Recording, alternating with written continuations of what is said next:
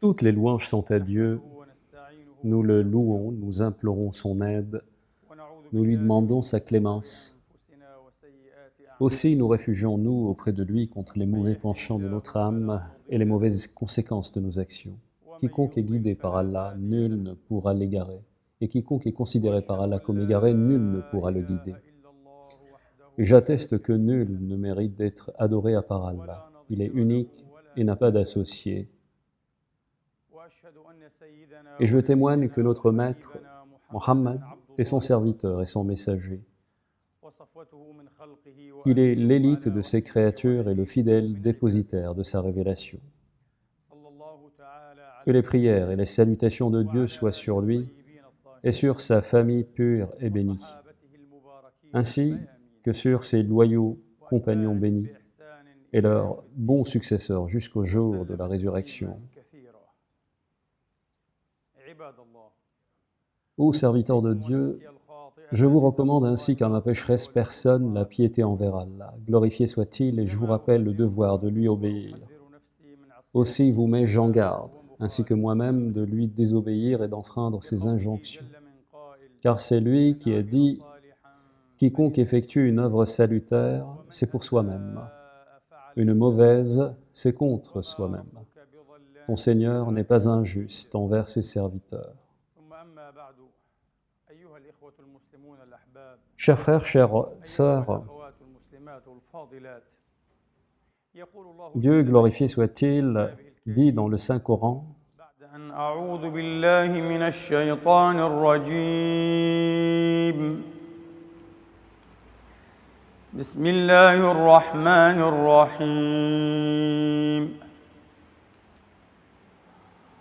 قل تعالوا أتل ما حرم ربكم عليكم ألا تشركوا به شيئا وبالوالدين إحسانا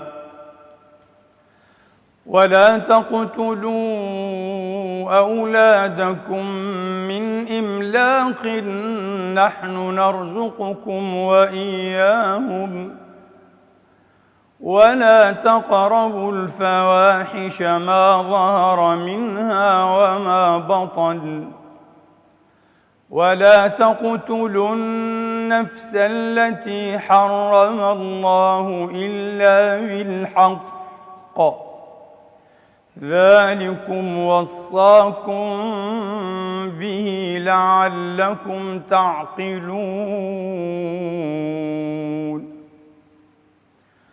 ولا تقربوا مال اليتيم إلا بالتي هي أحسن حتى يبلغ أشده وأوفوا الكيل والميزان بالقسط لا نكلف نفسا إلا وسعها وإذا قلتم فاعدلوا ولو كان ذا قربى وبعهد الله أوفوا ذلكم وصاكم به لعلكم تذكرون وأن هذا صراطي مستقيما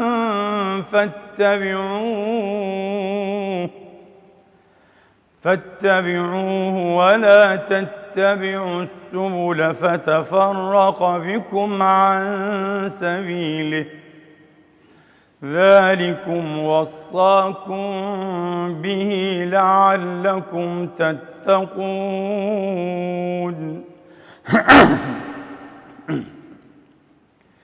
ثم آتينا موسى الكتاب تماما على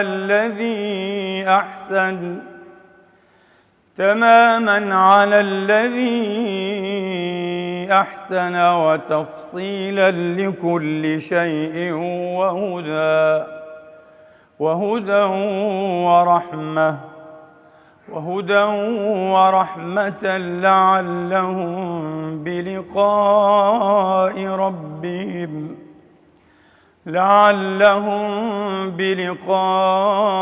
ربهم يؤمنون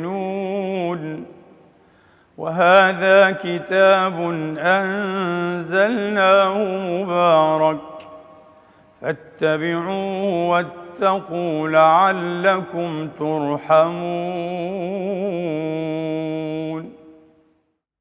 Ainsi, Dieu le Tout-Puissant a dit la vérité, et son noble prophète l'a intégralement transmise.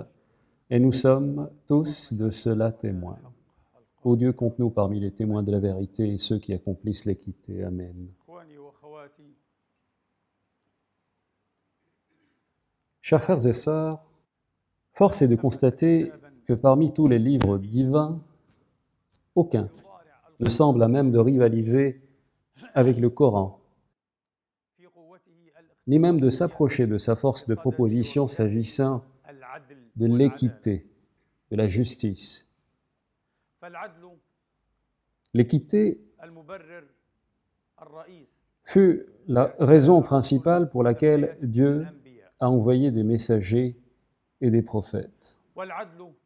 L'équité fut imposée aux messagers de Dieu, le sceau des messagers, que les prières et les salutations de Dieu soient sur lui, comme programme strict servant à régir les rapports entre les membres de sa communauté, les croyants comme ceux qui ne sont pas encore convertis. J'ai reçu l'ordre de prononcer entre vous en toute équité, dit le Coran. L'équité se doit dans les paroles, mais aussi dans les actes, dans le témoignage porté et la chose judiciaire. Dans le domaine des paroles, cependant, la justice revêt un caractère plus générique. On ne peut plus générique pour couvrir tout ce qui sort de la bouche. Comme le dit ce verset de la sourate du bétail. Quand vous parlez, soyez équitables. Quand vous parlez, cela couvre donc toutes les paroles, qu'il s'agisse de règlements à l'amiable ou litigieux. Réconciliez-les avec justice et soyez équitables, dit le Coran, qu'il s'agisse de règlements à l'amiable ou litigieux. Que la haine envers un groupe ne vous porte pas à être injuste. Soyez juste. La justice tient de près à la piété. Par conséquent, être équitable avec ceux qu'on aime comme avec ceux que l'on hait, qu'il s'agisse de règlements paisibles et à l'amiable ou de situations de ressentiment et de litige, de l'équité. Nous sommes donc requis d'établir l'équité et de porter témoignage pour que justice soit faite. De la même manière que nous sommes requis de nous lever pour Dieu et de porter témoignage pour lui. Établir la justice et porter témoignage pour que justice soit faite, et se lever pour Dieu et porter témoignage pour lui. C'est la leçon que l'on tire de la comparaison et de l'analyse de deux illustres versets traitant de ce sujet, et dont la différence est restée incertaine chez certains qui les ont médités.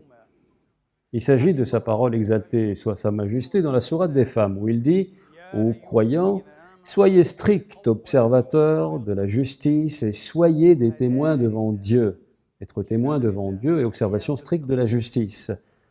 Mais qu'est-ce que la justice? La justice est un concept plus spécifique que l'équité. L'équité est donc plus générique que la justice. La justice est un terme dont l'étymologie n'est pas arabe. Preuve en est le fait qu'on lui trouve encore aujourd'hui, dans les langues indo-européennes, des phonèmes qui évoquent son origine. Est, justice, just, justice. Un mot non arabe dont le sens signifie la justice dans la gestion de la chose publique, et donc la justice dans la gestion de la chose judiciaire. Tandis que l'équité évoquée dans le Coran couvre un espace plus large que celui-ci, qui va au-delà de la dimension judiciaire. Une équité qui concerne tout, absolument tout. Nous sommes requis d'établir l'équité dans toute chose, requis d'établir l'équité dans les jugements et les sentences, avec justice. Et là exactement, on retrouve le secret que recèle ce verset. De quoi parle donc ce verset, chers frères et sœurs? C'est la clé qui nous sert à décrypter la spécialité que révèle ce verset, mais aussi à dénicher la différence qui existe entre celui-ci et le verset que l'on trouve dans la sourate de la table. Ô croyants, soyez stricts, observateurs de la justice. Ce verset, comme l'a observé un groupe d'exégètes, est intervenu à peu près vers la fin d'une longue chaîne contextuelle, commençant par la parole du Seigneur Nous t'avons envoyé le livre contenant la vérité, afin que tu juges entre les hommes d'après ce que Dieu t'a fait connaître. Notre point en dispute avec les perfides. Un verset qui a été révélé au prophète dans l'incident impliquant Talma ibn Ubayriq, pour innocenter un juif accusé à tort de vol. Une histoire de justice rendue à un juif que vous connaissez tous. Donc ce verset constitue le début du contexte dont la fin se termine par une injonction, à savoir « Soyez strict observateur de la justice », en d'autres termes, dans la chose judiciaire. Soyez strict observateur de la justice et soyez des témoins devant Dieu, fût-ce contre vous-même. Quelqu'un pourrait avancer « J'ai suffisamment de piété, de révérence et de dévotion à Dieu pour témoigner, fût-ce contre moi-même, quitte à perdre ma cause devant mon adversaire, quand celui-ci est dans le vrai, et sans que cela ne me procure de sentiment de honte. Mais un tel sentiment pourrait surgir en moi si je devais en revanche témoigner contre mon père ou ma mère. Mais Dieu, que dit-il? Fût-ce contre vous-même ou contre vos parents?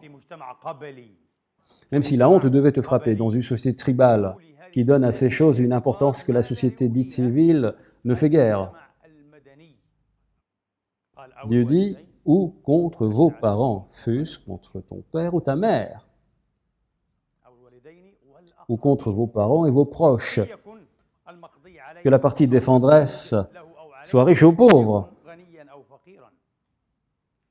Cela ne devra influencer sous aucun prétexte le jugement et le témoignage.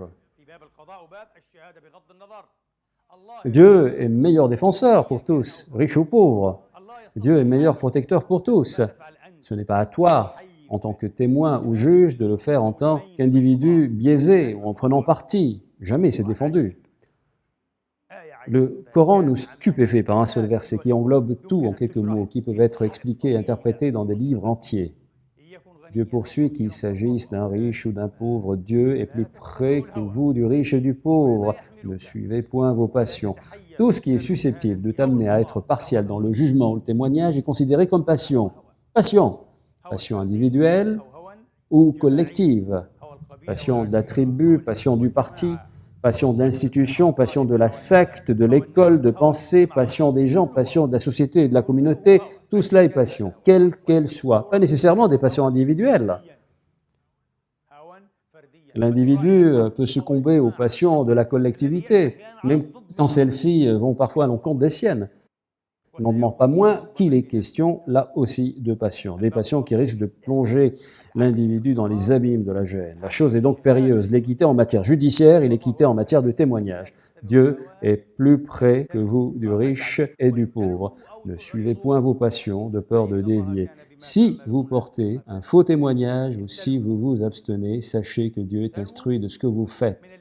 La locution arabe utilisée dans le Coran pour parler du faux témoignage utilise l'expression suivante. Si vous roulez vos langues, les tordez pour falsifier et détourner les faits, il est interdit de rouler sa langue pour détourner les faits quand on porte témoignage ou quand on rend un verdict défendu. Le témoignage doit être porté sans aucun écart, de façon à satisfaire Dieu. Il ne sera satisfait qu'ainsi. Idem pour le verdict, il t'incombe en tant que juge de le prononcer sans aucun écart, de façon à satisfaire Dieu, le prononcer avec science fondée sur des faits et des preuves, et non par passion ou par ignorance sans preuve. Si tu le prononces par passion ou par ignorance, tu feras partie des deux catégories de juges promis à l'enfer. Des juges, il y a trois catégories. Une seule est promise au paradis, celle des juges qui rendent leurs décisions avec science fondée sur des preuves et selon des principes du droit. Ceux-là sont promis au paradis. Quant aux deux autres catégories promises à l'enfer, il y a d'abord celle des juges qui décident par ignorance et sans preuve. Ceux-là sont promis à l'enfer, qu'ils aient eu tort ou raison, c'est défendu. Quiconque juge sans science acquise, se proclame juge sans être juge réellement, sans en être un, et se mêle de la justice comme un parasite, il est promis à l'enfer. Quand bien même il rendrait justice par coïncidence, car cela serait une justice fortuite, établie sur fond d'ignorance et non sur fond de science, d'intention et de volonté de faire ce que de droit.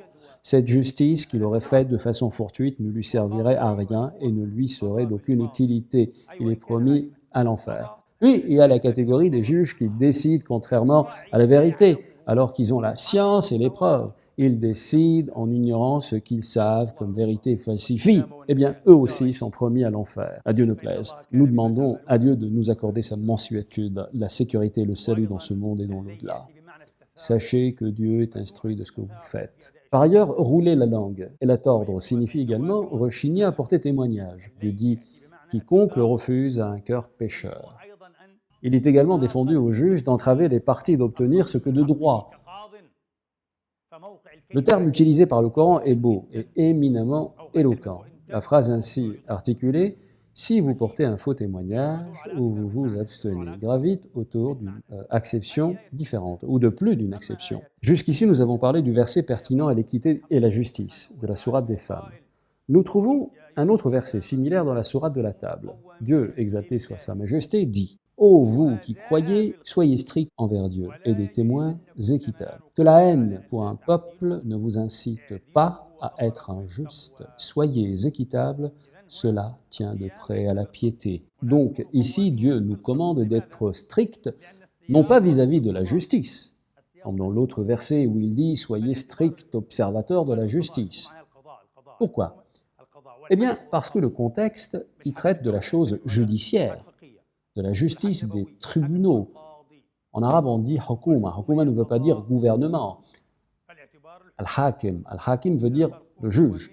Donc, il s'agit bien de la chose judiciaire. C'est pour cela qu'il dit « Soyez stricts observateurs de la justice ». Or, le 8e verset de la sourate 5, la table, intervient dans un contexte qui fait suite à un rappel que Dieu fait aux croyants de sa grâce et ses bienfaits sur eux pour ensuite les inviter à être stricts envers lui, glorifié soit-il. Soyez stricts envers Dieu et des témoins équitables. L'objet ici est donc d'être strict envers Dieu. En quoi lui être strict? En étant loyaux et fidèles à ses pactes et à ses droits sur nous. L'objet ici est donc d'être strict envers Dieu, exalté soit sa transcendance. Être strict envers Dieu, puis porter témoignage en toute équité. Par conséquent, lorsqu'on compare les deux versets, on déduit qu'on est requis d'être strict dans nos devoirs envers Dieu, de même que l'on est requis de porter témoignage pour lui. Dans le premier verset, il est dit « Soyez stricts observateurs de la justice et soyez des témoins devant Dieu ». Et dans le second, « Soyez stricts envers Dieu ». Dire devant et envers Dieu pour signifier pour Dieu, être strict pour lui. Qu'est-ce que cela signifie? Cela signifie que tu portes témoignage afin que Dieu soit satisfait, afin de ne pas attirer les foudres de Dieu, exalté soit-il, pour susciter la satisfaction de Dieu, l'unique, l'indivisible, pour se conformer à ses injonctions, même si un tel témoignage pourrait te causer un grand tort, car cela pourrait être un témoignage porté à l'encontre d'un notable véreux, et en faveur d'un misérable nécessiteux, mais tu auras témoigné pour qui? Pour Dieu. Pourquoi? Pour Dieu. Peu t'importe l'éminence du notable, ne t'importe que la majesté du plus grand de tous les grands, le Tout-Puissant, glorifié soit-il. C'est un pour qui appuie que ton témoignage est destiné à Dieu, qu'il est pour lui, exalté soit-il. Extraordinaire. Comme je l'ai dit, fût-ce contre toi-même, contre ton père, ta mère ou tes proches parents, Omar ibn al-Khattab, que Dieu l'agrée, le symbole incarné de la justice dans notre communauté. Chers frères et sœurs, Omar va au marché et achète auprès d'un arabe un cheval. D'après certains narrateurs, il le fait galoper avec une certaine dureté pendant qu'il le teste.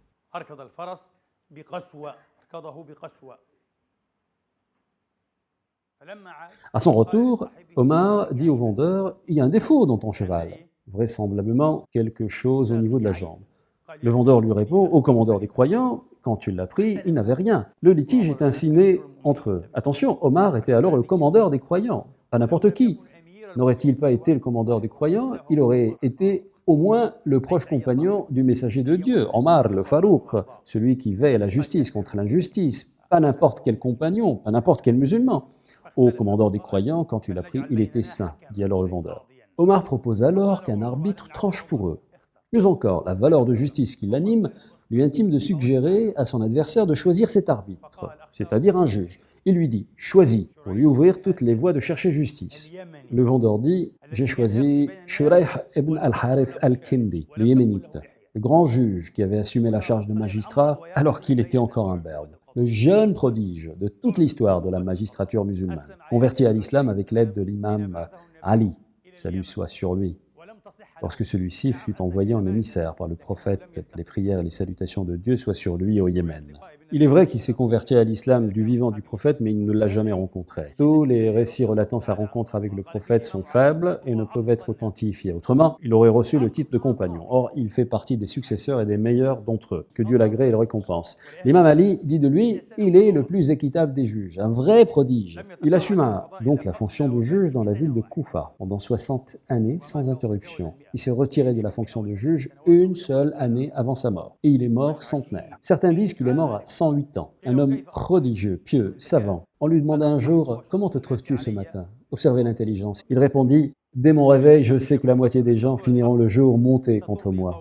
Si tu veux être juge par la vérité et le droit, il te faudra assumer qu'une partie des gens t'aiment et l'autre te maudissent. C'est la vie. Et les gens ne se contentent ni d'équité ni de droit. L'équité et le droit ne les contentent que lorsqu'ils sont en leur faveur. Mais ils maudissent et l'équité et le droit dès qu'ils sont en leur défaveur. Prions Dieu afin que l'on soit strict observateur de la justice et strict témoin envers Dieu. C'est ainsi. Les gens ne t'épargnent rien. Dis ceci, ne dis pas cela, pour être content de toi. Mais en vérité, contenter les gens est un objectif inatteignable. Il y aura toujours qui te loueront et d'autres qui te maudiront. Que ton souci, donc, ton désir, soit que Dieu l'unique soit satisfait de toi. Le poète dit « Je n'ai cure que succombe qui me lie à eux, tant que dure le feu entre nous d'aplomb. » C'est le principal. Le vendeur choisit donc Shurayh pour juge. Or, Omar n'avait jamais entendu parler de ce Shurayh. Et voilà le juge qui arrive, et voilà qu'on lui expose les faits. Évidemment, pour le tester, Omar invita Shurayh chez lui, mais celui-ci objecta et dit « Cela ne peut être, ce sont les parties qui vont au juge et non le juge qui va aux parties. C'est toi, Omar, qui viendras chez moi et non le contraire, d'autant plus que tu es le commandeur des croyants. La justice n'accepte pas d'exception, c'est toi qui viendras à moi. » Et tout cela plut beaucoup à Omar, car il est très sensible à l'équité et à la justice. Si Shurayh avait accédé à la demande d'Omar et accepté d'aller chez lui, il est fort à parier que celui-ci l'aurait de suite sanctionné, car il aurait trahi le code d'éthique de la magistrature. Il dit « Que nenni, c'est toi, Omar, qui viendra à moi. » Et Omar obtempéra face à son adversaire, un modeste arabe de la populace. Après avoir écouté les faits, il tranche en une seule phrase et dit « Ô commandeur des croyants, garde ce que tu as acheté, ou rends-le tel que tu l'as reçu. Soit tu gardes le cheval que tu as acheté et l'argent reste chez le vendeur, soit tu récupères ton argent, mais à condition de rendre le cheval intact tel que tu l'as trouvé. Toi, tu l'as reçu hors de vice, le défaut est intervenu pendant qu'il était entre tes mains. » Et voilà Omar qui dit « C'est cela la justice, décisive et équitable. » Que Dieu agrée Omar, j'en ai la chair de poule. À sa place, l'un d'entre nous aurait vite commencé à objecter, à philosopher. Pour un cheval, torpiller la justice pour un cheval. Certains torpillent la justice pour 100 €. Où est la piété envers Dieu? La religion ne se limite pas aux belles paroles. Bref, Omar dit, c'est cela la justice, sans hésiter. Et le verdict fut succinct et franc, sans fausses excuses. Et autres simagrées du type « Ô commandeur des croyants, toutes nos excuses, nous ne sommes que des subordonnés, ne nous en voulez pas. » Rien de tout cela, un verdict succinct et franc.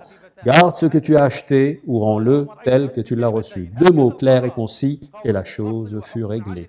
Idem pour Omar, qui répondit « C'est cela la justice décisive et équitable. Pars, je te nomme juge en chef de Koufa. » Et Shurayh assume alors la charge officielle de juge et le resta sous le califat d'Ali et jusqu'aux Omeyyades. Il est mort, si je ne m'abuse, en l'an 78 de l'Hégire. Que Dieu l'agrée et le récompense. C'est ainsi qu'était la communauté. Il y avait de l'équité, de la piété, de la crainte révérentielle de Dieu. Pas d'hypocrisie, de frottement aux notables, aux décideurs et aux sultans. Du tout. Mais de la justice et de l'équité pour et envers tous. Pour Dieu, seulement Dieu, glorifié soit-il. Chers frères et sœurs, pour vous dire vrai, ce qui m'a poussé à choisir le thème de ce sermon, et j'implore Dieu afin qu'il l'accepte de la meilleure des façons, qu'il accepte mon intention, j'ai choisi en vérité ce thème parce que je me suis interrogé sur les causes qui pourraient expliquer le sang qui est versé aujourd'hui. S'il y a bien une communauté dont le sang est versé aujourd'hui, c'est bien la communauté musulmane, et plus particulièrement les musulmans arabes. Le sang des Arabes est versé d'ouest en est, ici et là, et plus loin encore. Nous implorons la miséricorde du miséricordieux. Secours-nous, ô secoureurs des naufragés. Et il m'a semblé que l'un de ces principes est notre irresponsabilité face à nos paroles, à ce qu'on dit. Nous ne nous prémunissons pas envers Dieu pour ce qui est de nos langues. Évidemment, entre parenthèses, je parle explicitement des gens de savoir, des intellectuels et des faiseurs d'opinion, comme on dit aujourd'hui. Et à la tête de ces faiseurs d'opinion, on trouve les hommes de religion, qui parlent au nom de la religion et de la loi religieuse. L'autorité cognitive et intellectuelle exclusive qui s'est accaparée la grande majorité de l'opinion publique au cours des 4 dernières décennies, je ne vais pas exagérer, eh bien, que je ne dispose pas de statistiques, je dirais au moins 80%. Je dirais au moins 80% de l'opinion publique est faite par qui? Par les chefs religieux. Et par toutes ces personnes qui parlent de religion, dans les chaînes de télévision par satellite et tous les autres moyens de communication. Parlent jour et nuit de religion. Un véritable clergé qui a monopolisé l'autorité liée aux connaissances. Ils font et défont les opinions des jeunes et de tous à leur guise. Tous, à de très rares exceptions, se montrent irresponsables par rapport à ce qu'ils disent et sortent de leur bouche. Ils n'observent pas Dieu, glorifié soit-il, lorsqu'ils parlent. Ils le regardent comme chose légère, tandis que chez Dieu, c'est chose grave. Alors même qu'ils annonnent jour et nuit le verset qui dit « Quand vous parlez, soyez équitables ». L'équité dans la parole vis-à-vis de ceux qu'on aime et de ceux qu'on aime moins. Mais où est l'équité? L'équité a disparu et s'est volatilisée comme vapeur d'eau et s'est échappée des contrées des Arabes, fort malheureusement. Quel est le sens de tout cela? Et quel est le rapport avec le fait que notre sang est versé? Avant de répondre à ces questions, je vous réciterai un hadith solennel que vous avez appris quand vous étiez tout petit, probablement. Un hadith de l'imam Tirmidhi, qu'il a abonné et authentifié pour devenir un hadith de la classe des hadiths bons et authentiques. Le même hadith que l'imam Albani a retiré de la classe des hadiths faibles et l'a classé authentique par la suite. C'est le récit de Mu'adh ibn Jabal, que Dieu l'agrée et le récompense, qui dit « J'accompagnais le messager de Dieu, que les prières et les salutations de Dieu soient sur lui, lors d'un voyage, et un matin, je me trouvais tout près de lui. Je lui dis « Ô messager de Dieu !» Mu'adh a vraisemblablement profité de sa proximité physique du prophète. Évidemment, attention, on n'accédait pas à l'audience du prophète comme ça. Le prophète jouissait d'un prestige, d'une solennité et d'une révérence de la part de tous, y compris de ses proches compagnons qu'il aimait fortement. À Mu'adh, il dit un jour, par Dieu, « Je t'aime, ô Mu'adh !» Et malgré cela, Mu'adh cherchait l'occasion pour s'adresser à lui. Il ne venait pas l'interroger à chaque question qui lui passait par la tête, non, il cherchait l'opportunité et l'occasion appropriée pour lui parler. Il n'osait s'avancer vers le prophète que lorsqu'il jugeait que celui-ci était d'accord et que les conditions étaient propices. De la bienséance. Les gens avaient de l'éducation, de l'étiquette, de la pudeur. Ils étaient polis. Mu'adh se saisit d'une occasion et interrogea le prophète. « Ô messager de Dieu, indique-moi une action qui me fasse accéder au paradis et qui m'éloigne de l'enfer. » Admirez la question posée par Mu'adh, une grande question qui émane d'un cœur qui a de l'aspiration, de l'amplitude, de la profondeur. Il veut le paradis et s'éloigner de l'enfer. Il recherche quoi en définitive? Il recherche le salut. Quiconque est écarté du feu est introduit au paradis. Certes, il sera bien heureux, car la vie d'ici-bas n'est qu'une jouissance trompeuse, dit le Coran. Même les prophètes, le Coran dit, ils invoquaient Dieu par amour et par crainte et étaient humbles devant nous.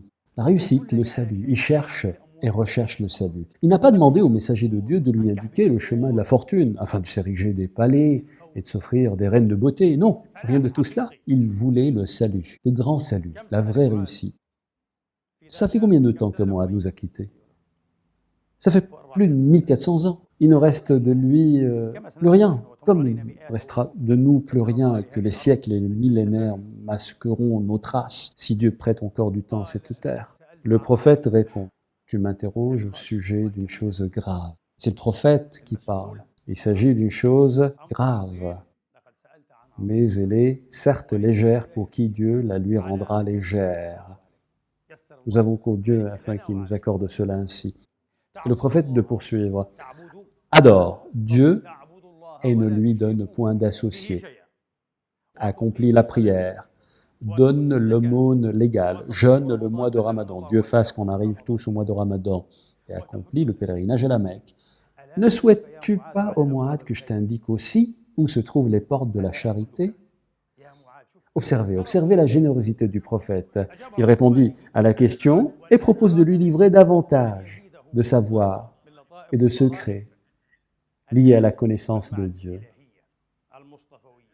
Ne souhaites-tu pas, ô Mu'adh, que je t'indique aussi où se trouvent les portes de la charité? Si, ô messager de Dieu, où se trouvent-elles? Le prophète répondit, le jeûne est un bouclier. Le jeûne en bouclier de défense et de protection contre les turpitudes et les malédictions. Le vrai jeûne, non pas le jeûne des ignorants, ni celui des débauchés, des pervers, ceux qui jeûnent sans que celui-ci ne les aide à changer. Médisance, calomnie, injure, insulte, excommunication, incitation à la haine, outrage. Qu'est-ce que c'est que ça pour du jeûne? Non, rien de tout cela, le vrai jeûne. Qui dit absolu, dit parfait. Quand on parle de la prière, on parle de la prière complète, intégrale et parfaite comme Dieu l'a voulu. Et quand on parle du jeûne, pas de n'importe quel jeûne, on parle du jeûne intégral et parfait que Dieu a voulu. C'est une règle bien connue dans la jurisprudence islamique. Qui dit absolu, dit parfait. Le jeûne parfait est un bouclier. Que personne ne vienne dire, pourquoi est-ce que, même si Dieu a dit que la prière préservait des turpitudes et des actions blâmables, on voit beaucoup prier et quand même ça donnait à des turpitudes? La réponse est simple, c'est parce qu'ils n'ont pas vraiment prié, ils n'ont pas accompli de prière parfaite. Le verset entend par la prière parfaite, car la prière est ici absolue et nécessite donc d'être parfaite. La prière comme Dieu l'a voulu. Ainsi, tu peux évaluer ta prière. Accomplis-tu la prière telle que Dieu l'a voulu ou pas? Mais avec quels moyens mesurer? Avec les effets de la prière. Si ta prière te préserve des turpitudes et des actions blâmables, alors tu accomplis ta prière justement. Autrement, tu n'as rien accompli. Va essayer de nouveau, tu n'as encore pas prié. Même si tu pries depuis 50 ans. Sans jurer, je te dis que tu n'as pas prié. Si ta prière ne t'a pas préservé, tu n'as pas prié. En fait, tu as joué des chorégraphies, des mouvements qui ne veulent rien dire pour Dieu, que Dieu ne veut pas. Et tu verras le jour de la résurrection, lorsque les secrets seront dévoilés et les rouleaux déployés, toutes ces prières seront renvoyées, enroulées, comme un vieux chiffon à la figure de celui qui les a faites et qui lui diront « Sois perdu quand tu m'as perdu, sois perdu, j'étais ta chance de rencontrer Dieu et tu m'as perdu. » La prière invoquant Dieu contre toi. Attention, nous invoquons Dieu afin que nos prières soient vraies, parfaites. Et c'est cela le seul critère, le seul étalon. Le jeûne est un bouclier. Et l'aumône éteint le péché comme l'eau éteint le feu. Et la prière depuis la profondeur de la nuit. La prière au milieu de la nuit est une des grandes portes de la charité. On dira, dis donc, il a déjà parlé de la prière, de l'aumône légale, du jeûne. Non, il a parlé des adorations obligatoires, mais ici, il évoque les adorations surérogatoires de volontariat. Ce sont les portes de la charité. Les autres adorations constituent les fondements, et celles-ci, les moyens de bonification et d'ornement. Franchement, imaginez un édifice qui se limite à ses fondations. Ce n'est pas beau. Et quand il se complète par des ornements et des portes, des actions de volontariat, des adorations surérogatoires, c'est par ces finitions que l'édifice s'achève, s'embellit, se distingue. Même la religion devient belle. On ne se limite pas au strict minimum. Voilà les portes de la charité. Mais quelles sont-elles? Le jeûne volontaire, l'aumône qui éteint les péchés et l'aumône volontaire. Elle diffère de l'aumône légale obligatoire, la zakat, et la prière du milieu de la nuit, la prière non obligatoire dans la profondeur de la nuit. Et ensuite, le prophète, que les salutations et les prières de Dieu soient sur lui, récita le verset qui dit « Ils s'arrachent de leur couche pour invoquer leur Seigneur, par crainte et par désir, et ils font largesse de ce que nous leur attribuons. Aucune âme ne sait dire combien de joie leur est réservée pour récompense de leurs actions. » Puis le messager de Dieu poursuit. Et regardez là la générosité, car c'est la troisième réponse. Ne souhaites-tu pas, ô Mu'adh, que je t'indique quels sont le chef de toutes choses, son pilier et son pinacle? Si ce n'est pas le prophète qui avait répondu à cette question, qui aurait pu connaître la réponse? Il lui a révélé ce qui est le chef de toutes choses, son pilier et son pinacle. Il répondit, si, ô messager de Dieu, et celui-ci de dire, le chef de toutes choses est l'islam. L'islam, c'est-à-dire soumettre sa face paisiblement et volontairement à Dieu, l'unique, l'indivisible, et verser dans la rectitude et l'affranchissement de tout associationnisme. Il dit, le chef de toutes choses est l'islam, son pilier est la prière. Comme il est souvent dit, la prière est le pilier de la religion. Et son pinacle est le djihad, c'est-à-dire l'effort sur le sentier de Dieu, le djihad légal. Le djihad légal. Mais le prophète, que les prières et les salutations de Dieu soient sur lui, le plus généreux des gens, ne s'arrêta pas à cette troisième réponse. Il ajoutait et dit, « Ne souhaites-tu pas, ô Mu'adh, que je t'informe du plus central de tout cela? Quelque chose qui te permette de réaliser tout ce qui a précédé. Si tu le maîtrises, il prendra le dessus sur tout ce qui a été indiqué par le prophète, alors même que ce qui est indiqué reste toujours requis, des œuvres obligatoires et surérogatoires. Mais ici, c'est comme s'il s'agissait de quelque chose qui soit beaucoup plus important. Stupéfiant. Mais qu'est-ce que c'est? Quel est le plus central de toute chose? Tu as parlé de la prière, du jeûne, de l'aumône volontaire et légale, de la prière du milieu de la nuit, du djihad. Qu'est-ce qui peut être plus central au messager de Dieu? Vous me direz, nous connaissons ce hadith. Nous l'avons appris très petit. Certes, c'est vrai, je vous crois, mais croyez-moi, en retour, nous ne le mettons presque jamais en pratique, surtout la partie de la fin, presque jamais, hormis de très rares exceptions. Mu'adh poursuivit et dit, « Et voilà le prophète qui se saisit de sa propre langue et dit, « Mets un frein à celle-ci. » La langue, ressaisis ta langue, mets un frein à celle-ci, la langue. Je dis alors, ô messager de Dieu, sommes-nous donc blâmés pour de simples paroles que l'on dit? Mu'adh pensait alors que ce que dit la langue n'avait aucune importance. Parle comme tu veux, ironise, plaisante, médit de temps en temps, calomnie, sème la zizanie, méprise, injurie, que ce que dit la langue n'avait pas de conséquences. Ce n'est pas vrai.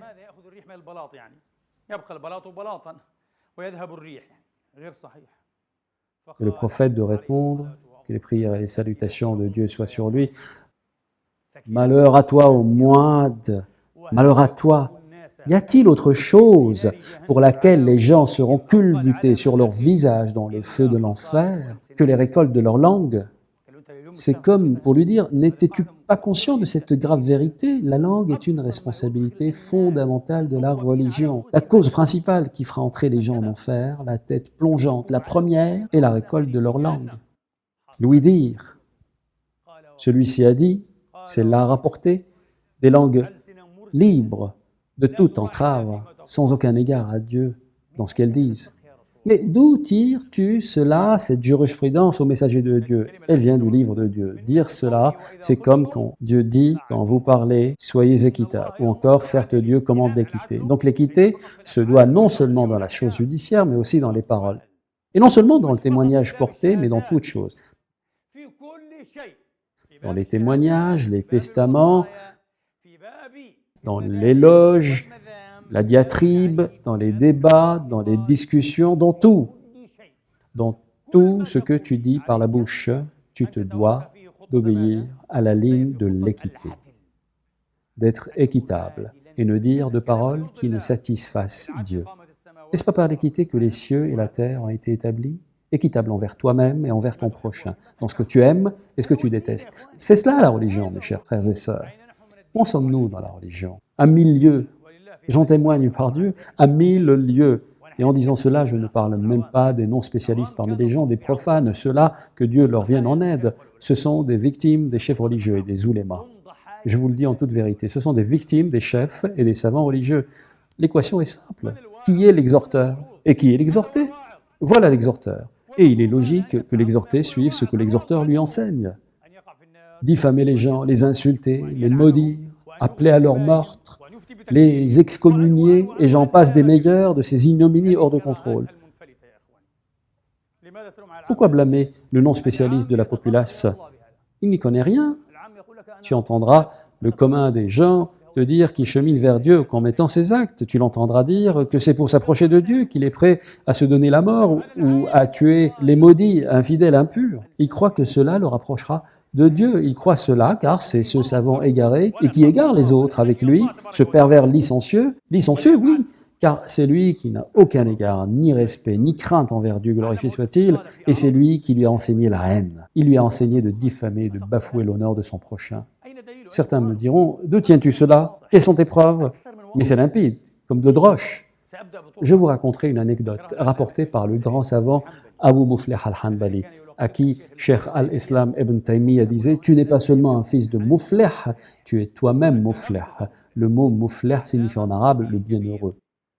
Le grand savant et jurisconsulte Abu Muflih al-Hanbali nous rapporte dans son fameux livre « Les dispositions juridiques » l'histoire d'un habitant de Bagdad qui fait une dénonciation au sujet d'un de ses voisins auprès du gouverneur. Une délation volontaire que personne n'attendait de lui, se prenant pour le défenseur de la religion contre le blâmable.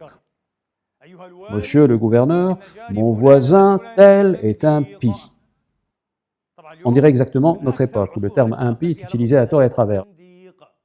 Impie, infidèle, apostat, mécréant. Mais il y a un autre terme qui revient souvent en même temps que le terme impie, zindiq, c'est le terme rafidite. Et peu savent ce que signifient ces termes du point de vue de la littérature et de la jurisprudence. Le gouverneur ayant reniflé que le rapporteur n'était pas si innocent que ça, il lui demanda « Pour quelle raison viens-tu, en mon cabinet, accuser ton propre voisin d'impiété et de mécréance ?» Il répondit « Certes, car il est mourjite, nassibite, rafidite et karidjite. » Waouh! Quelle prouesse! Il a réuni toutes les sectes chez un seul homme. Évidemment, certains d'entre vous ne savent pas ce que signifie mourjite, ce n'est pas grave. Mais dire en même temps que quelqu'un est à la fois nassibite et rafidite est juste impossible. Ce sont deux choses qui ne vont jamais ensemble. Le rafidite est le fanatique dans la vénération de la famille du prophète, Ahl al-Bayt, tandis que le nassibite est le fanatique dans la détestation de la famille du prophète. Comment ces deux-là peuvent-ils être ensemble? Les kharijites nourrissaient une haine innommable envers l'imam Ali, mais aussi envers le calife dissident Muawiyah, l'Omeyyade. Comment donc est-il possible d'être kharijite et nassibite en même temps? Le nassibite aime beaucoup les Omeyyades et la Sainte Famille. Impossible donc. Le kharijite ne peut être rafidite. Impossible. Le kharijite est Ali et ses partisans.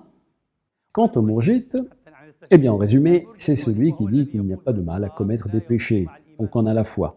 Le mourjite dit que tant que tu es croyant et que tu fais partie de la famille de ceux qui disent qu'il n'y a de divinité que Dieu et que Mohammed est son prophète, tu peux faire ce que tu veux. Tu iras de toute façon au paradis. C'est ce qu'on appelle le irja. Il existe un autre type de irja plus léger dont l'imam Abu Hanifa a été accusé, mais ça n'est pas le sujet d'aujourd'hui. Il lui dit, certes, car il est mourjite, rafidite, nassibite et kharijite.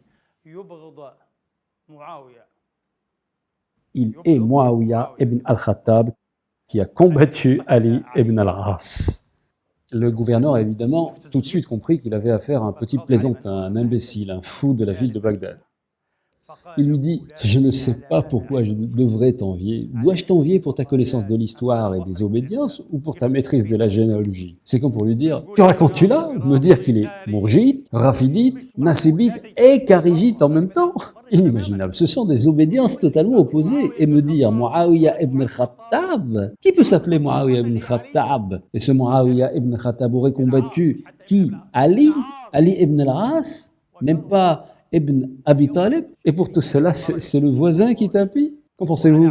Aujourd'hui, c'est la même chose qui se passe. Par Dieu, je vous le dis, c'est ce qui se passe aujourd'hui. Il se passe exactement la même chose. Ils viennent te taxer de rafidite, d'impie. Rafidite? Comment est-ce possible? Le rafidite est le chiite qui vénère fanatiquement la sainte famille du prophète à un point qui dépasse l'acceptable du point de vue de la doctrine et qui en même temps déteste tout aussi fanatiquement les deux compagnons du prophète, Abu Bakr et Omar spécifiquement. Il les insulte, injurie leur califat et invective leur qualité d'imam. Il va même parfois jusqu'à les maudire. Donc, quiconque est ainsi peut être qualifié de rafidite. Peut-on raisonnablement appliquer ce qualificatif à quelqu'un juste comme ça? Si l'on a affaire à un homme qui aime beaucoup Abu Bakr et Omar, peut-on l'appeler rafidite? Évidemment non, par Dieu non. Si l'on a affaire à un homme qui au départ ne croit même pas à la théorie de l'imama, le pilier porteur de l'école de pensée de nos frères chiites imamites, duodécima et septima, et qui nous dit que ces choses sont de nature purement temporelle, dont le prophète lui-même n'a pas eu connaissance, qui n'a jamais mentionné, ni recommandé, ni évoqué en quoi que ce soit qu'il s'agit de développement de la jurisprudence. Peut-on dire d'un tel homme qu'il est chiite? Non. Et encore moins rafidite. Pourquoi dire des mensonges et calomnier le monde? Ou du moins, pourquoi une telle ignorance? Car soit ce sont des menteurs, ils mentent et savent pertinemment que ce qu'ils disent est mensonge, pour haranguer des gens sur d'autres, par pure jalousie, envie, injustice et offensive, ou pour creuser davantage le fossé entre les membres de la communauté, ou pour la déchirer, l'étriquer et jeter ses membres en pâture les uns contre les autres, ou pour laisser libre cours à leur maudite appétence pour la suppression, l'exclusion, le bannissement et la négation de l'autre. Aujourd'hui, en fait, un nombre impressionnant de musulmans raffole de la suppression de l'autre.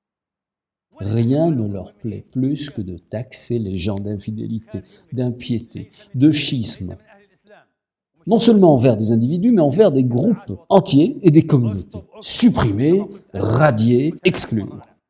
Et comme je n'ai eu de cesse de le rappeler, en fin de compte, à les suivre ainsi, ils ne resteraient probablement qu'eux-mêmes et leurs clans proches. Il y a quelques semaines, pas plus de 2 mois, dans une émission de télévision, une de ces figures, à peine sortie de prison, est invité pour nous dire qu'il est le seul et vrai, authentique musulman qui reste sur terre, et ce depuis des siècles et des siècles.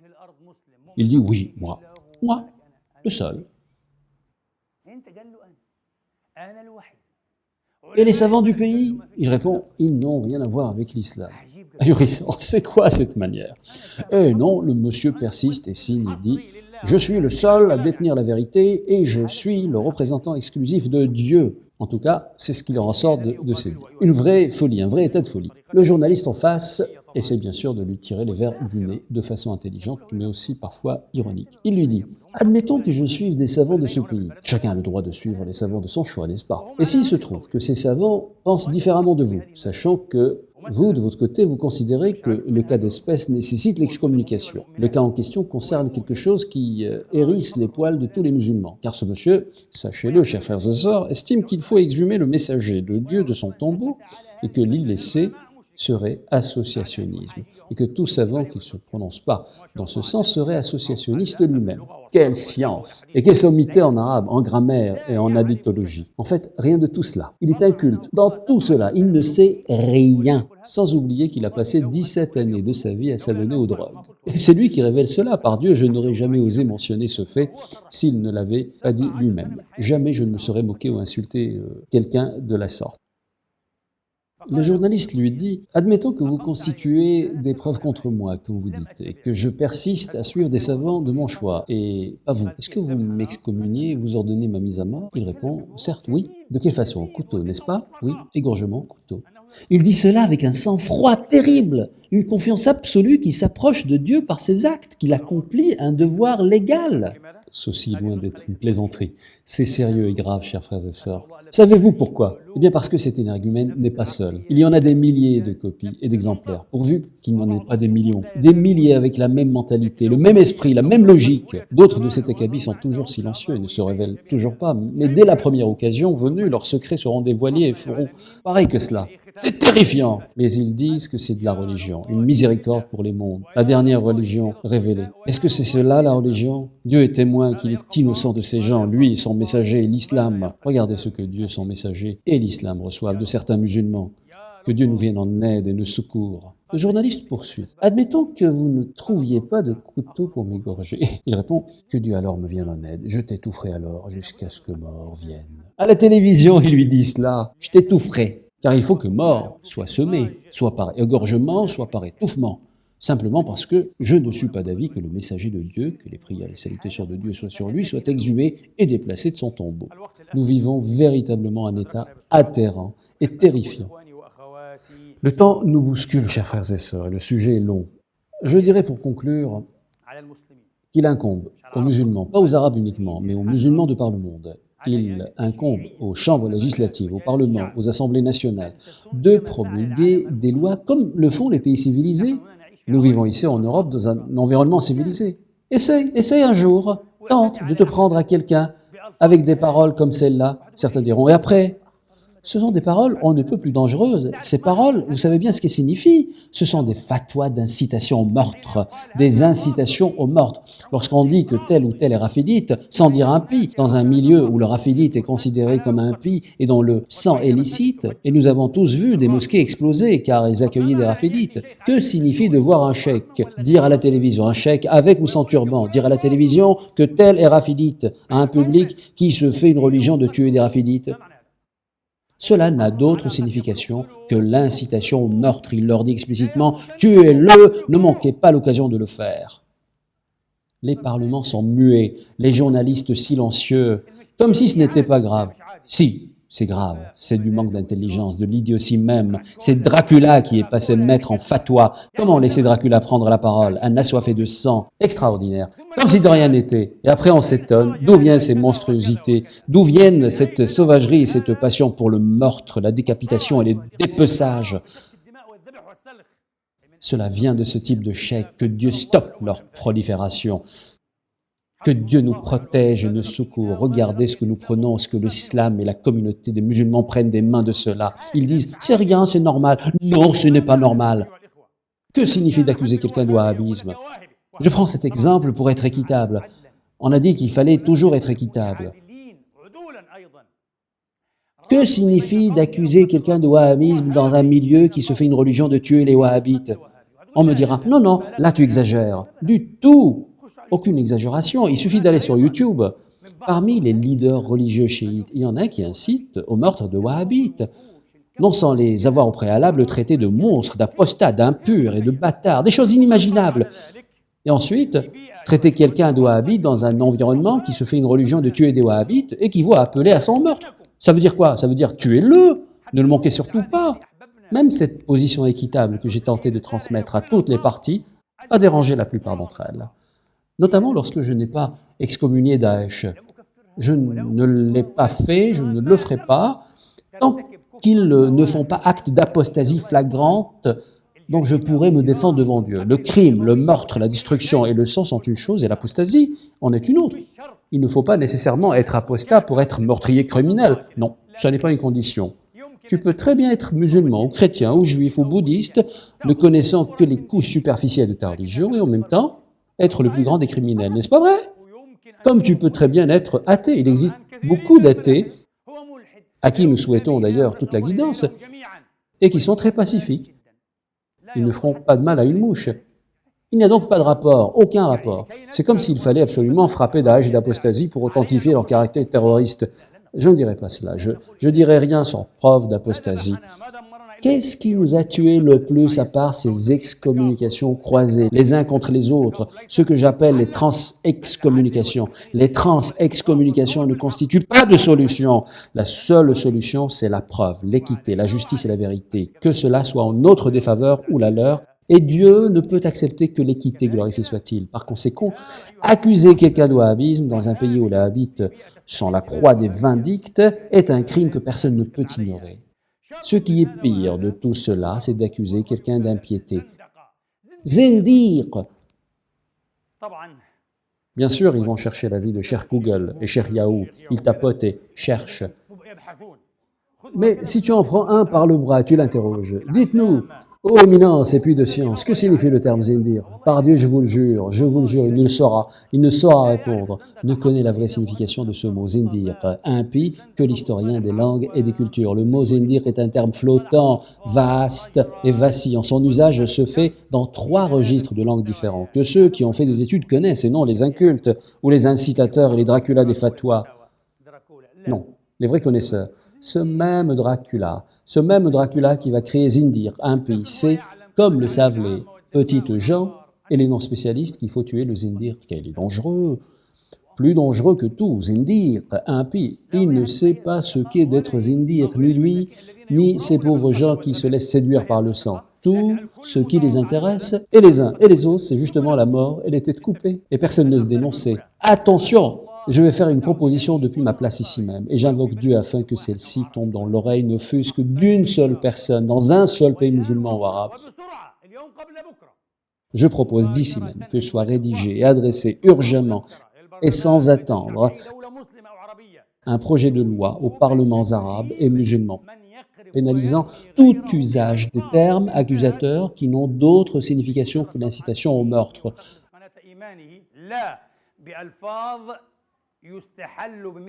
et que tout contrevenant soit considéré et traité comme un incitateur au meurtre, même s'il a la barbe la plus fournie de tous, qui soit traduit en justice. Viens ici. Où te crois-tu? Et tu juges? Comment as-tu accusé tel ou tel d'être un rafidite, un wahhabite, un nassibite, un zindir, un apostat? Et tu juges? Disposes-tu d'un dossier à charge de 10 000 pages, un dossier complet que tu as lu et qui t'a donné la conviction en tant que juge nommé par l'État, qu'il est zindir, ou je ne sais quoi d'autre? Et surtout, l'accusation est basée sur la jalousie, l'envie, la concurrence et la peur de perdre son fonds de commerce ouvert au nom de la religion. Chacun sa petite échoppe et sa petite clientèle. Et personne ne veut que sa clientèle n'aille ailleurs. Alors soyez alertes, les choses sont claires. À la grâce de Dieu, les jeunes ont très bien compris cela. Ils l'ont saisi et intégré formidablement. D'autres ont peur que s'arrête le flot d'argent qui coule sur eux à chacune de ces fatwas et de ces avis. Car l'étape que nous traversons impose que les uns incitent contre les autres, n'est-ce pas? Je vous le dis en vérité, par Dieu, je ne voulais pas mentionner cela, d'autant plus que ça concerne ma personne directement. Et c'est difficile de parler de soi. Aujourd'hui, il existe beaucoup de forces qui combattent mon discours. Qu'en pensez-vous? Pas seulement des forces musulmanes, mais des non-musulmanes aussi, en Orient et en Occident. Elles tissent leur toile et rêvent de me faire porter un délit. Mais à la grâce de Dieu, elles en sont incapables. Elles ne le seront jamais, à la grâce du Tout-Puissant. Mais la question est pourquoi? Pourquoi viser ce discours-là en particulier? Pourquoi viser mon discours? Un discours pacifiste, un discours de réconciliation, de miséricorde, d'amour, un discours de dialogue et de vivre ensemble entre les cultures. Pourquoi il fâche et qui fâche-t-il exactement? Je vous le dis, il fâche ceux dont les plans, les ruses et les intérêts partent en fumée à cause de lui, dont les fonds de commerce s'évaporent à cause de lui. Il y a des forces dont les machines ne tournent, dont les plans ne fonctionnent que grâce à l'autre discours. Le discours de l'excommunication et du meurtre, pas uniquement contre les musulmans, mais contre le monde entier. Le discours qui dit que le monde entier est impie et qu'il mérite la mort, l'égorgement, sans aucune exception pour les musulmans. C'est le discours qu'ils recherchent par excellence, le discours qu'il faut pour que la machine tourne. Mon discours dérange. Vous saisissez? Je vous en conjure, essayez de comprendre. Que celui qui a des yeux pour voir, voit, comme l'a dit le Messie. Que celui qui a des oreilles pour entendre, entende. Que celui qui a un cœur pour comprendre, comprenne. Un discours qui dérange. Qui dérange-t-il? Je ne souffre d'aucune confusion, j'ai tout bien saisi depuis le départ, je sais qui cela dérange. Ce discours dérange ceux qui ne veulent surtout pas que les parties en conflit se réconcilient, parce que conciliation équivaudrait pour eux perte sèche. Voilà tout. Musulmans et non-musulmans, je le répète, musulmans et non-musulmans, soyez conscients et alertes de ce qui se trame autour de vous. J'invoque Dieu, car le plus grand défi auquel je fais face actuellement, je vous le jure, et que je reste fidèle à mon discours, que je reste fidèle à moi-même, rester fidèle à ce que je suis jusqu'à la fin.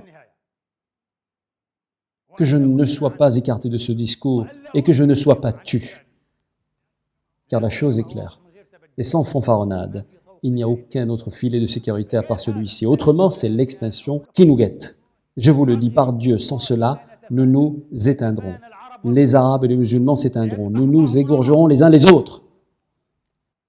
Je vais être clair avec vous. Nos frères en Arabie Saoudite aujourd'hui, quand la tache d'huile les a touchés, et quand les mosquées de nos frères chiites ont commencé à être prises pour cible chez eux par les poseurs de bombes, en toute injustice, et le vendredi, des gens qui y vont pour attester de l'unicité de Dieu.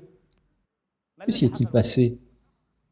On a commencé à y entendre des paroles de condamnation. Et c'est tant mieux. On a commencé à y entendre certains qualifier les victimes chiites de martyrs, nos frères martyrs. Et c'est tant mieux. Qui a osé faire ça? Comment? Et qu'est-ce? Et c'est tant mieux. Voir, c'est ce qu'il faut. Mais n'est-ce pas trop tard? Je dis cela depuis 20 ans. Ça fait 20 ans que je dis cela. Et tout au long de ces 20 années, je n'ai pas arrêté d'être attaqué et d'être accusé d'être quoi? Rafidite, chiite, vendu à l'Iran. Et je jure par la majesté de Dieu que vous avez menti et que vous mentez toujours. Je jure par la gloire de celui qui a élevé les cieux sans piliers que vous êtes des menteurs. Je ne suis ni rafidite, ni vendu à l'Iran, ni quelque partie que ce soit, ni à l'Iran, ni à un tel ou un tel autre, du tout. La seule chose qui me meut, c'est la crainte pour ma communauté, la crainte pour les miens et la crainte pour ma religion. Mais où est-ce qu'on en est? Où est le discours? La communauté a perdu le nord, pour ne pas dire la raison. Le cœur est à conscience. Et comme je vous l'ai dit, tout sauf le fonds de commerce, les fonds de commerce, tous ceux qui en ont un veillent à leur grain au détriment de la religion. Tout sauf des rideaux fermés. Même s'ils sont qu'encre en matière de discours de réconciliation et d'amour authentique. Savez-vous pourquoi? Eh bien, c'est parce que la masse a été excitée, tel un tueur en chasse du discours répulsif. Elle adore le discours répulsif qui suscite la haine et sème le chaos. La masse aime cela, car elle aime se sentir spéciale. Elle aime qu'on lui dise qu'elle est la meilleure. Vous êtes les meilleurs, les plus beaux. Vos yeux scintillent par la foi. Vous êtes l'incarnation de la foi. Vous seuls et personne d'autre que vous. Tout le reste, ce sont des impies, des apostats. Vous êtes les seuls à mériter Dieu et son messager. Personne d'autre. Les autres n'auront aucune chance chez Dieu ou son messager. Mais vous seuls, oui. La masse aime entendre cela. Elle n'aime pas qu'on lui dise « Tu es musulman, comme ton prochain, l'est aussi. Laisse-le donc tranquille. Pour l'amour de Dieu, laisse-le tranquille. Ne le dérange pas. Ton prochain est musulman à sa façon. Qu'il soit imamite, zaïdite, ibadite, wahhabite, acharite ou quel qu'il soit. Il l'est depuis 1400 ans. Ça ne date pas d'aujourd'hui ou d'hier. Ça ne date pas de la révolution de Khomeini. Non, ça fait 1400 ans qu'ils sont comme ça. Et il n'y a rien de nouveau sous le soleil. Laissez les gens tranquilles. Laissez les gens tranquilles. Eh bien non. Ils n'aiment pas ce discours. Ce qu'ils veulent, c'est qu'on leur dise « Va, porte une ceinture d'explosifs et sacrifie-toi en les tuant tous. Va, les houris t'attendent. » T'attendent. C'est plutôt l'enfer qui t'attend si Dieu le veut. Par Dieu, il n'y aura que la gêne qui t'attend. Loin s'en faut que Dieu les récompense. Tuer un chat te conduira en enfer. Et tuer des fidèles et des innocents non musulmans te conduira au paradis. Le paradis? En quel honneur? Dans quelle religion? Il est clair que ton équation, que ton pari veut l'excommunication de tous ceux qui restent comme jeunes, libres, intelligents, cultivés, doués de raison et qui tiennent toujours à leur religion. Il est clair que ton pari est de les obliger à renier cette religion. Lui dire que le chemin le plus court pour le paradis et les houris, c'est le suicide, les explosifs, le meurtre des innocents. Du meurtre en gros, bien sûr. Il ne sait pas qui il vise, ni à qui l'autre a la vie. Il s'en moque. Des jeunes enfants aussi, il te dira « Certes, tu participes d'eux. » Quoi? Ils ont des fatwas, des hadiths ahurissants, ils participent d'eux. L'enfant participe de son père, renégat, fils de renégat. C'est ça, qu'ils soient tous tués. La question qui se pose à présent est la suivante. Attention, j'avais dit exactement ce que je vous dis maintenant concernant l'Irak. Souvenez-vous, ça m'avait valu la colère de mes frères ici même. Et ce n'est que lorsque le cercle s'est refermé sur nous qu'ils ont commencé à se blâmer les uns les autres. La question, que se passerait-il si, à Dieu ne plaise, nos frères chiites dans les pays arabes aujourd'hui, nos frères chiites qui endurent en silence et continuent à endurer, que se passerait-il si la pression serait augmentée davantage? Que se passerait-il s'ils recevaient, eux aussi, des fatwas qui les appellent à se défendre, à tuer leurs agresseurs, à miner les mosquées de ceux qui ont miné les leurs? Que se passerait-il? Savez-vous ce qui se passerait? Il y aurait dans chacun de nos pays un autre Irak. J'invoque Dieu afin qu'il protège l'Irak, qu'il préserve tous nos pays et leur rende la sécurité, la paix, la concorde et la stabilité, tous nos pays arabes et musulmans et tous les pays du monde. Il y aurait dans chaque pays un autre Irak. Savez-vous ce qui se trame pour le moment? C'est très laid, je vous avertis.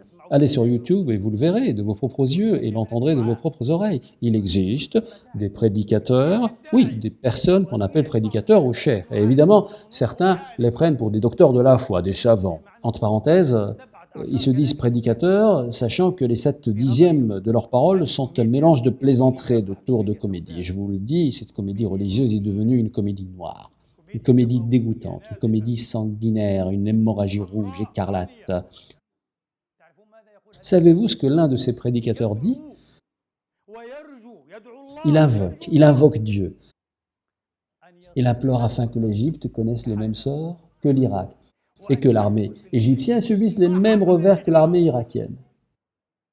Et qui plus est, il annonce et promet cela à ses partisans et à ses fidèles. N'est-ce pas hallucinant? Est-ce qu'il est possible de croire pareille chose? Et pourquoi exactement? Je souhaite juste comprendre dans quel but.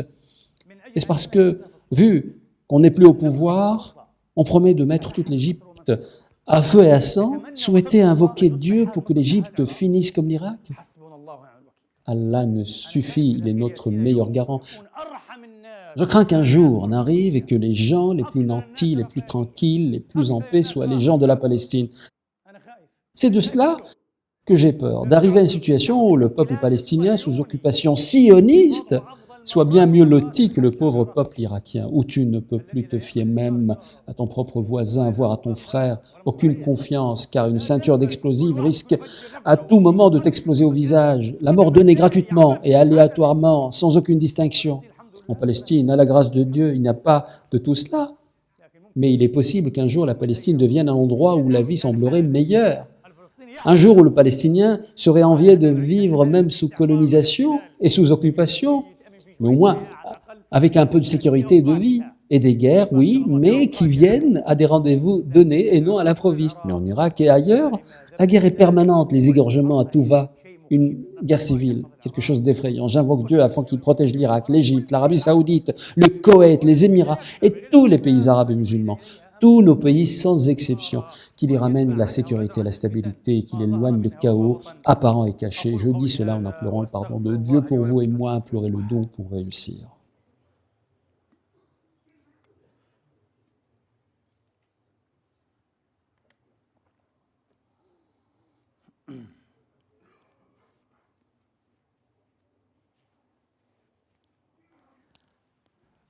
Toutes les louanges sont à Dieu, toutes les louanges sont à celui qui accepte de ses adorateurs le repentir, efface les actions mauvaises et sait ce que vous commettez. Celui qui exauce les prières de quiconque a cru en lui, accomplit bonne œuvre et donne davantage de sa grâce. Et à ceux qui dénient revient un dur châtiment. J'atteste que nul ne mérite d'être adoré à part Allah. Il est l'unique, il n'a pas d'associé. Je témoigne que notre maître Mohammed est son serviteur et son messager.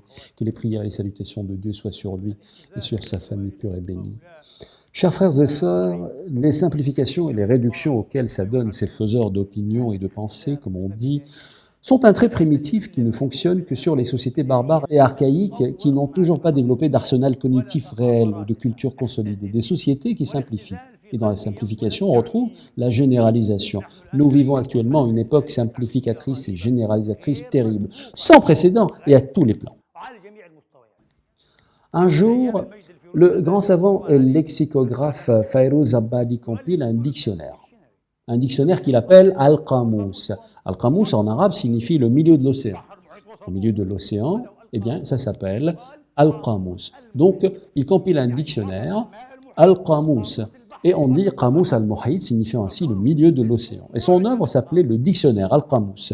Mais depuis lors, et jusqu'à nos jours, comment appelle-t-on un dictionnaire en arabe? On l'appelle Qamus. Et la plupart des gens croient aujourd'hui que le mot Qamus signifie dictionnaire, alors qu'il s'agit à l'origine d'un nom commun qui signifie le milieu de l'océan. C'est exactement cela. Un genre de simplification, une généralisation éponymique, une antonomase. Et depuis lors, en arabe, tous les dictionnaires s'appellent Qamus. Un autre exemple. En Palestine, dans les camps de réfugiés de Gaza, toutes les poudres à lessiver sont appelées Tide. Tide est une marque. Mais chez eux, toutes les poudres à lessiver s'appellent Tide. Idem pour ces mouchoirs en papier jetable. Ici et partout, on les appelle Kleenex. Or, il s'agit d'un nom de marque. Tous les mouchoirs n'appartiennent évidemment pas à cette marque, mais pour simplifier, on les appelle tous Kleenex. De la simplification, donc eux, ils appellent tous les mouchoirs Kleenex. C'est de la simplification. Les psychologues et les sociologues, comme Mostafa Hajdazi dans son livre « La psychologie des vaincus », nous disent que ce type de simplification et de réduction est le fait de peuples primitifs, non instruits. Et au cœur de la réduction, on retrouve quoi? On retrouve la généralisation. Et la généralisation est une faute, chers frères et sœurs. Quand on traite quelqu'un de wahhabite, c'est une réduction. As-tu mené une inquisition pour en arriver à cette conclusion?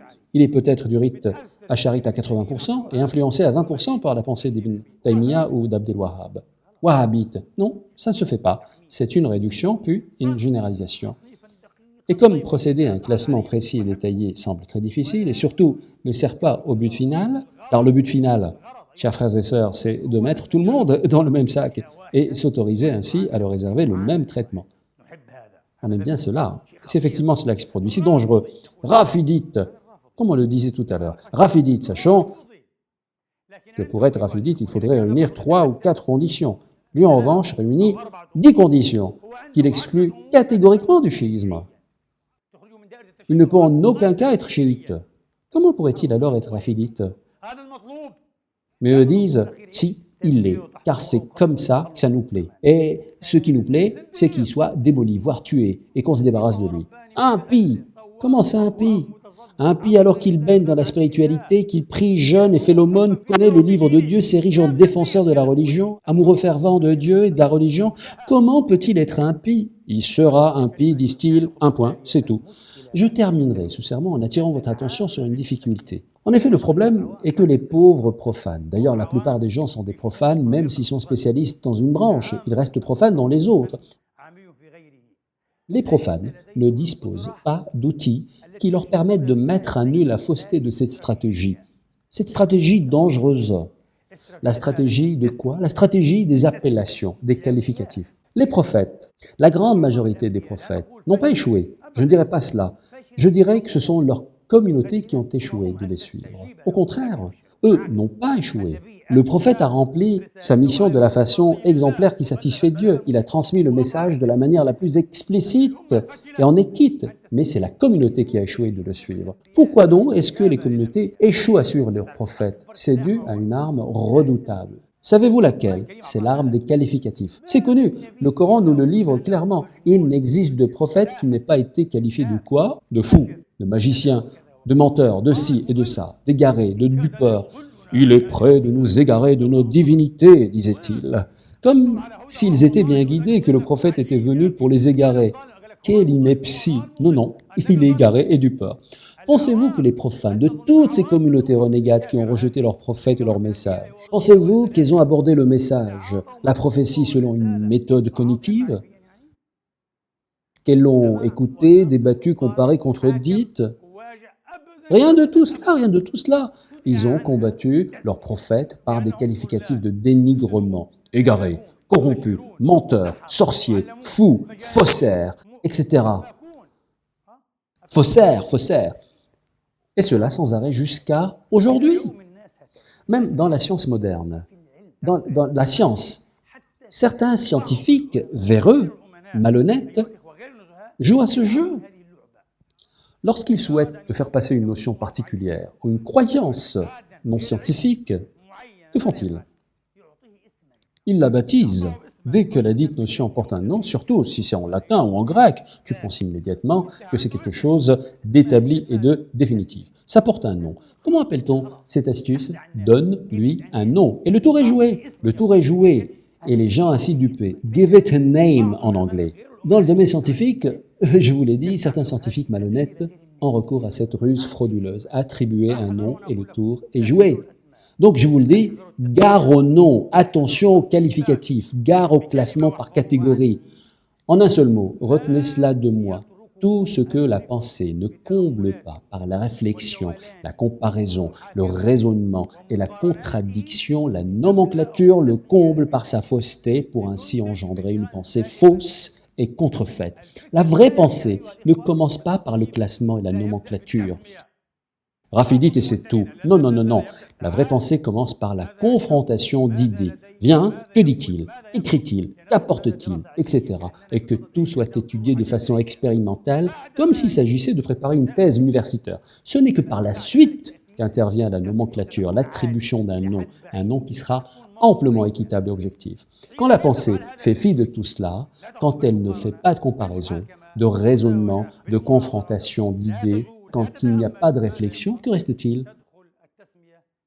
Le nom intervient pour engendrer une pensée fausse. Et toi, tu restes ainsi prisonnier de la vacuité de cette pensée contrefaite.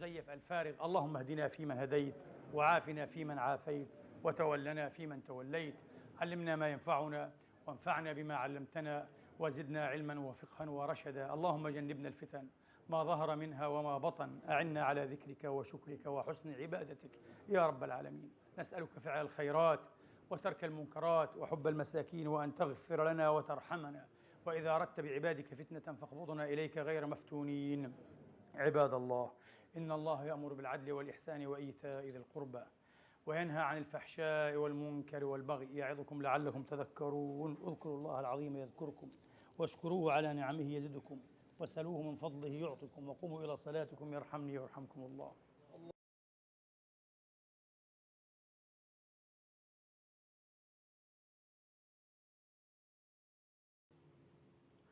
الله أكبر.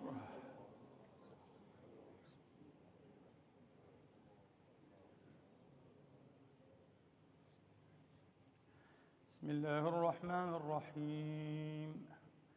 الحمد لله رب العالمين، الرحمن الرحيم، مالك يوم الدين، إياك نعبد وإياك نستعين، اهدنا الصراط المستقيم، صراط الذين أنعمت عليهم غير المغضوب عليهم ولا الضالين، آمين. بسم الله الرحمن الرحيم. والتين والزيتون وطور سينين وهذا البلد الأمين، لقد خلقنا الإنسان في أحسن تقويم، ثم رددناه أسفل سافلين، إلا الذين آمنوا وعملوا الصالحات فلهم أجر غير ممنون. فما يكذبك بعد بالدين، أليس الله بأحكم الحاكمين. الله أكبر. الله أكبر. بسم الله الرحمن الرحيم. الحمد لله رب العالمين، الرحمن الرحيم، مالك يوم الدين، إياك نعبد وإياك نستعين، اهدنا الصراط المستقيم، صراط الذين أنعمت عليهم غير المغضوب عليهم ولا الضالين، آمين. بسم الله الرحمن الرحيم. قل أعوذ برب الفلق، من شر ما خلق، ومن شر غاسق إذا وقب، ومن شر النفاثات في العقد، ومن شر حاسد إذا حسد. الله أكبر.